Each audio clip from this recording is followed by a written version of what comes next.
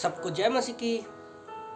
पुकारना, आज मैं इस टॉपिक पर बात करना चाहता हूँ। भजन संहिता 145 का वचन 18 में परमेश्वर का वचन कहता है, साम 145 वर्स 18 में लिखा है, जितने यहोवा को पुकारते हैं, अर्थात जितने उसको सच्चाई से पुकारते हैं, उन सबों के वह निकट रहता है।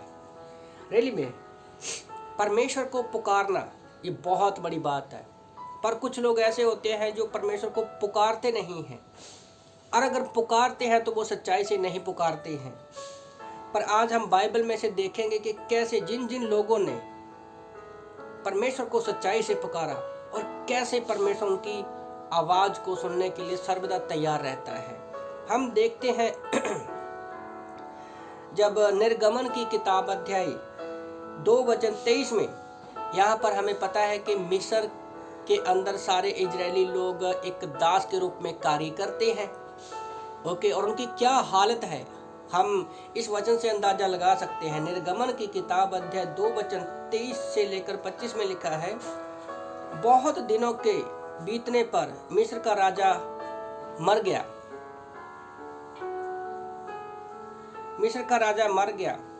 इजरायली कठिन सेवा के कारण लंबी लंबी सांस लेकर आहें भरने लगे और पुकार उठे, और उनकी दुहाई जो कठिन सेवा के कारण हुई वह परमेश्वर तक पहुंची। परमेश्वर ने उनका कराहना सुनकर अपनी वाचा को, जो उसने अब्राहम, इसहाक और याकूब के साथ बांधी थी, स्मरण किया, और परमेश्वर ने इजरायलियों पर दृष्टि करके उन पर चित्त लगाया। तो रैली में जब हम परमेश्वर को सच्चाई से पुकारते हैं तो परमेश्वर सबके निकट रहता है। तो जब इजरायली लोगों ने उसको सच्चाई से पुकारा, सोचो उनके आप कष्ट के बारे में अंदाजा लगा सकते हो कि कितनी कठिन सेवा कर रहे थे, और वो तंग आ चुके थे कि आहें भरने लगे।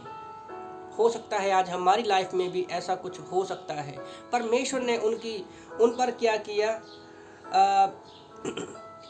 जब हम पुकारते हैं परमेश्वर को तो हमारी आवाज़ परमेश्वर तक पहुंचती है। दूसरा ये कि परमेश्वर हमारी सुनता है।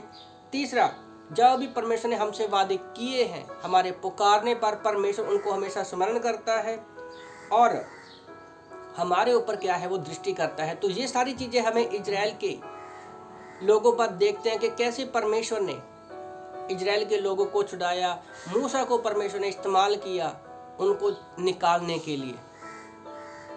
और निर्गमन की किताब में आप देखोगे कि कैसे परमेश्वर ने उनकी सारी जरूरतों को पूरा किया। जब जब उन्होंने पुकारा परमेश्वर आया। जब न्यायों की किताब में हम देखते हैं, जजेस की बुक्स में देखते हैं कि जब जब लोगों ने पुकारा तब तब परमेश्वर ने उनको भेजा। आप पूरी बाइबल में पढ़ सकते हो कि जब जब लोगों ने सच्चाई से पुकारा तो परमेश्वर ने उनकी सहायता की, मदद की।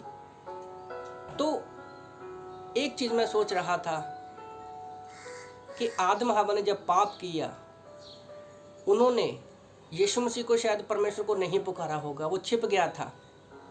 पर परमेश्वर की दृष्टि हमेशा हमारे पास रहती है, हमें देखती रहती है। परमेश्वर हमारे निकट रहता है। फिर भी परमेश्वर ने अपने इकलौते बेटे को भेजा हमारे बिना पुकारे। पर सोचो, जब हम सच्चाई से पुकारते हैं तो परमेश्वर क्यों हमारे लिए नहीं आएगा। इसलिए आप लोगों को मैं उत्साहित करना चाहता हूँ कि शायद आप किसी बोझ में हैं, परेशानी में, चिंता में हैं, बीमारियों में हैं, तो आज परमेश्वर के निकट आओ, उसको पुकारो, सच्चाई से पुकारो, अपने पापों का अंगीकार करके उसे क्षमा मांगो, और देखना कैसे परमेश्वर ने जैसे इजरायलियों को छुड़ाया आज वो आपको छुड़ाएगा। आमीन।